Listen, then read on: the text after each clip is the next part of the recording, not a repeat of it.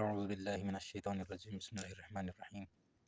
अच्छा, आज हम ऑब्ज़र्वेशन और टाइप्स ऑफ ऑब्ज़र्वेशन के हवाले से पढ़ेंगे और इसके साथ साथ इसकी लिमिटेशंस और अ, इसके जो मेरिट्स हैं इसके हवाले से पढ़ेंगे।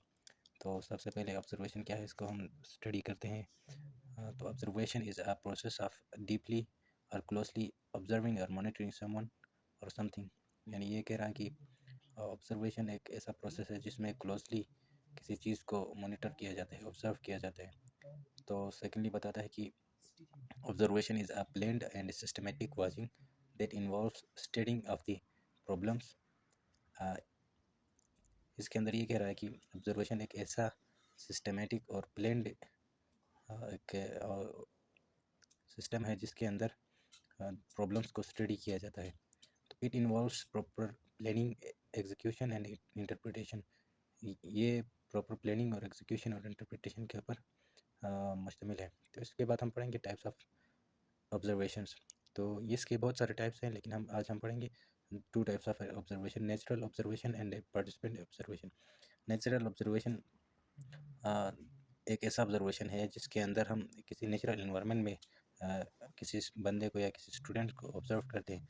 तो here the observer observe the participant in the natural environment in which the participant do not become conscious about the presence of observer। और इसके अंदर जो पार्टिसिपेंट होता है या जो स्टूडेंट होता है वो जो ऑब्जर्वर है उसकी मौजूदगी से आगाह नहीं होता। वो उसको पता नहीं होता कि ऑब्जर्वर उसको ऑब्जर्व करता है।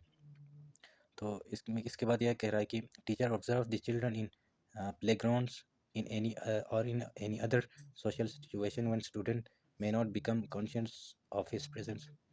तो टीचर जो है या कोई काउंसलर जो है वो स्टूडेंट को प्लेग्राउंड में जब बच्चे खेल रहे होते हैं तो उस वक्त उनको ऑब्ज़र्व करता है, या दूसरा कोई ऐसा सोशल सिचुएशन जिसके अंदर बच्चे अपनी परफॉर्मेंस दे रहे होते हैं, वहाँ पे ऑब्जर्वर उनको ऑब्ज़र्व करता है। तो ये हो गया नेचुरल ऑब्जर्वेशन। इसके बाद हम पढ़ेंगे पार्टिसिपेंट ऑब्जर्वेशन। जैसा कि नाम से ही पता चलता है कि पार्टिसिपेंट किसे कहते हैं, कि इसके अंदर होता है कि जो ऑब्जर्वर होता है या जो काउंसलर होता है या जो टीचर होता है वो उन जो पार्टिसिपेंट होते हैं उनके साथ मिलजुल कर उनको ऑब्जर्व करता है।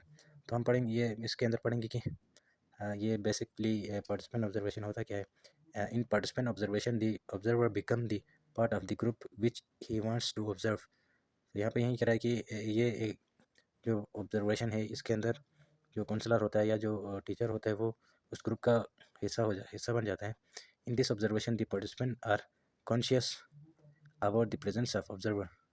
इस ऑब्जर्वेशन के अंदर जो पार्टिसिपेंट्स होते हैं या जो चिल्ड्रंस होते हैं वो काउंसलर के हवाले से कॉन्शियस होते हैं, उसको जानते हैं, उनको मालूम होता है कि कोई उनको ऑब्जर्व कर रहा होता है।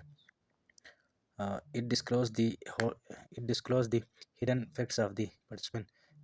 इस ऑब्जर्वेशन के अंदर जो पार्टिसिपेंट हैं या जो चिल्ड्रंस है उनकी जो हिडन फैक्ट्स है उनके अंदर जो पाई जाती हैं उनको डिस्क्लोज करते हैं, उनको आइडेंटिफाई करते हैं।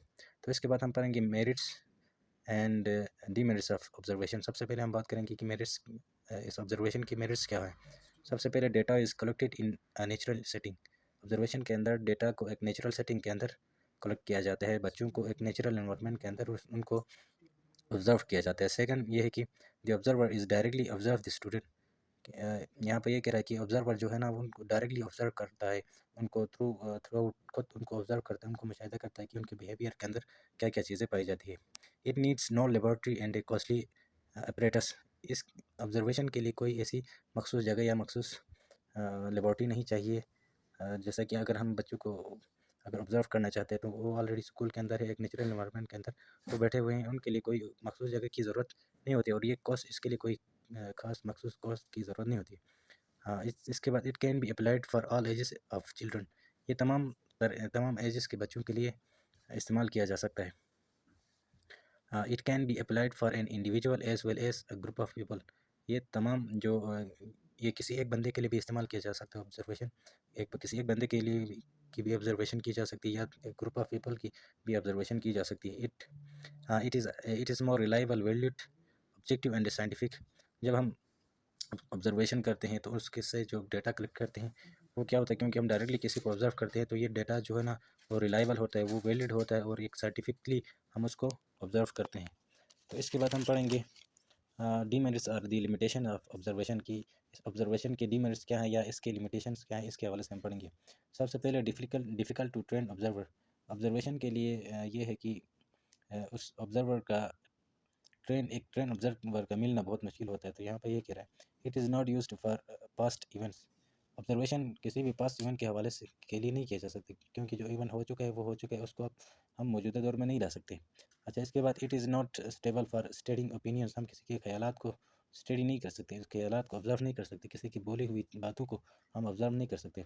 इसके बाद टाइम कंज्यूमिंग होता है। ये जो प्रोसेस है या ये जो ऑब्जर्वेशन है, ये बहुत टाइम कंज्यूम करता है। इस it is not used in any time, you have to wait for the event to occur. यानी ये जो ऑब्जर्वेशन है, ये आप किसी भी टाइम नहीं कर सकते, इसके लिए आप किसी मखसूस इवेंट का होने के लिए इंतज़ार करना पड़ता है। इसके बाद यहाँ पे ये कह रहा है कि we observe only the external behaviour. हम सिर्फ बच्चों के एक्सटर्नल बिहेवियर को ऑब्जर्व कर रहे होते हैं कि एक्चुअली उनके अंदर क्या है वो तो मालूम नहीं होता, लेकिन एक्सटर्नली जो वो एक्ट करते हैं, वो जो वो बिहेव करते हैं, उसको हम ऑब्जर्व करते हैं। इसलिए ये खास सही नहीं पाया जा सकता। अच्छा, इसके बाद वी ऑब्जर्व ओनली, अच्छा ये तो कर लिया हमने। सम टाइम आर्टिफिशियली हाँ, अच्छा, some time artificiality comes into behaviour. कभी कभार ये होता है कि बच्चे होते कुछ है और रिएक्ट कुछ और कर रहे होते हैं। तो जब टीचर की मौजूदगी होती है या जो ऑब्जर्वर जहाँ पर मौजूद होता है, तो बच्चे उसके हवाले से कॉन्शियस होते हैं, तो वो क्या करते हैं, अपना जो रियल बिहेवियर है वो उसको एक्ट नहीं करते हैं। तो इसकी वजह से ये भी एक लिमिटेशन पाई जाती है। अच्छा, अनट्रेन्ड ऑब्जर्वर में कलेक्ट इररिलेवेंट डेटा। जो अनट्रेन्ड ऑब्जर्वर होता है, जो सही से ट्रेन नहीं होता है, वो इररिलेवेंट डेटा भी कलेक्ट कर सकता है।